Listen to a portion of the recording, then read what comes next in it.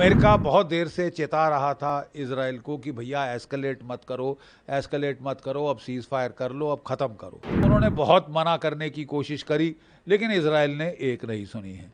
और फिर वो जैसे कि वो करते हैं, वो चह चह करते हैं। इजराइल ने साफ मना कर दिया है कि साहब जब तक हमारे लोग सुरक्षित नहीं हैं, हम कोई सीज फायर एक्सेप्ट नहीं करेंगे और हम जो है ताबड़तोड़ हमले करते जाएंगे जब तक या तो हिजबुल्लाह सीज फायर एक्सेप्ट करे और अपने फोर्सेस को विड्रॉ करे। लितानी नदी के पीछे धकेल दिया था हिजबुल्लाह को, उसके बाद वो फिर आगे आ गए थे जब वो ख़त्म हुआ ऑपरेशन। मेरा ख्याल इतना नहीं है कि हिजबुल्लाह की कमर टूट गई है, लेकिन साफ विदित है कि साहब वो स्ट्राइक बैक नहीं कर रहा।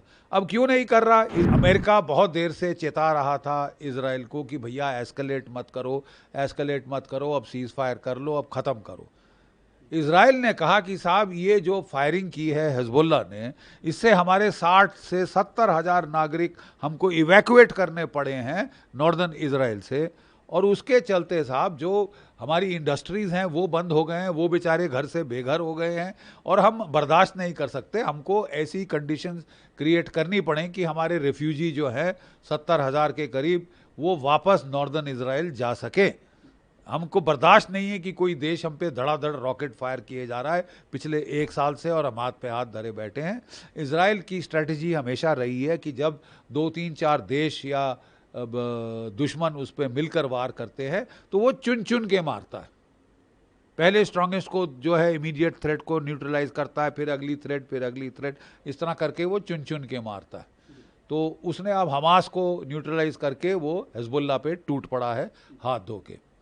अमेरिकी परेशान हो रहे हैं क्योंकि वो वरिड हैं कि उनकी इलेक्शन के पहले एकदम एस्केलेशन ना हो जाए।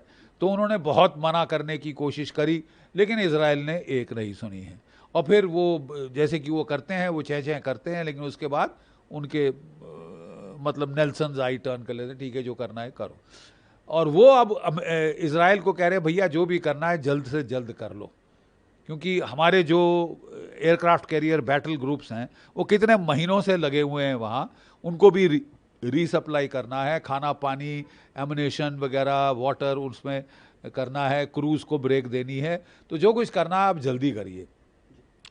इसके चलते इजराइल ने फोकस किया है पहले not so much on ground operation but intelligence and air force के ऑपरेशंस के ऊपर बहुत भारी उसने तवज्जो दी है, क्योंकि उसकी सोच है कि वो इंटेलिजेंस ऑपरेशन जैसे वो पेजर और वॉकी टॉकी स्ट्राइक और जो एयर स्ट्राइक्स हैं उनके दबाव से इतना दबाव डाल सकता है हिजबुल्लाह पे कि उसे सीज फायर एक्सेप्ट करने के लिए मजबूर करें।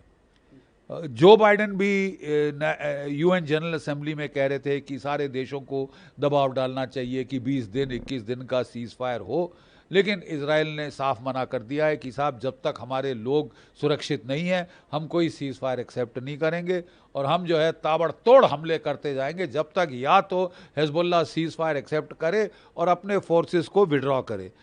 याद रहे कि 1982 की लड़ाई में इजराइल ने हमला किया था, ग्राउंड अटैक, और लितानी नदी के पीछे धकेल दिया था हिजबुल्लाह को। उसके बाद वो फिर आगे आ गए थे जब वो ख़त्म हुआ ऑपरेशन।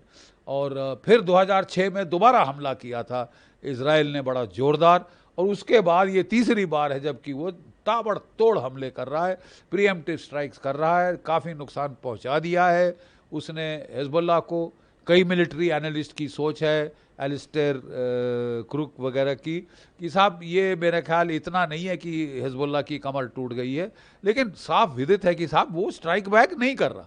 अब क्यों नहीं कर रहा? Is it as per a strategy की अभी नहीं, थकने दो इनको। और गौरतलब है कि इजराइल की डिफेंस फोर्सेस 1 साल से लगातार लड़े आ रहे हैं, मोबिलाइज हो चुके हैं, 1 साल हो गया, वो भी थक रहे हैं, उनको भी वापस इंडस्ट्रीज़ पे जाना है, इकोनॉमी का ख्याल करना है। तो कब तक इजराइल सस्टेन कर सकता है? क्या ये स्टेमिना की लड़ाई होगी कि किस में स्टेमिना ज़्यादा है?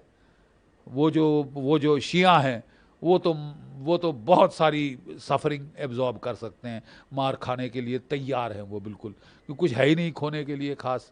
तो अब ये शायद जो स्टेमिना की लड़ाई हो जाए कि कौन ज़्यादा देर टिक सकता है।